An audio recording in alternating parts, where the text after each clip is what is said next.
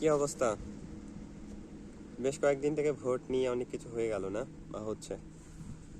আজকেও হয়তো বা ভোটের পরে কিছু দুর্ভাগ্যজনক ঘটনা ঘটতে পারে, তাই প্রার্থনা করি যেন না ঘটে। তো এই যে ভোটের মুখ্য উদ্দেশ্য কি? যারা যাবে তারা মনে করে যে আসলে তারা ক্ষমতা পেলে তারা দেশের যে প্রচলিত সমস্যা যেগুলো আছে সেগুলো সমাধান করবে। কর্মসংস্থান, অনেক সমস্যা তো আছে, সেগুলো সমস্যা সমাধান করবে, তাই না?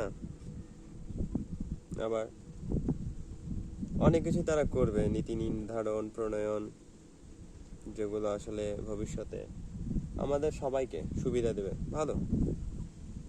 কিন্তু একটা বিষয় কি জানেন, এই যে গণভোট বা নির্বাচন, এতে করে আসলে স্বচ্ছতা বা জবাবদিহিতার যে বিষয়টা সেটা যে শেষ হয়ে যাবে তা কিন্তু নয়।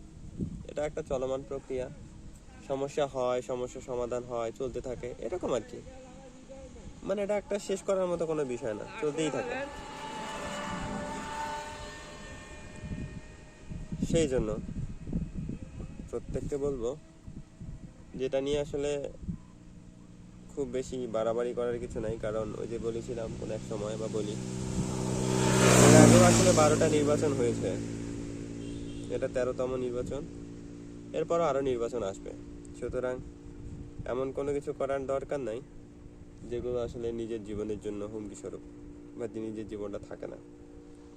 অনেক কিছু করছেন করেন, কিন্তু সাবধানে থাকেন, সতর্ক থাকেন।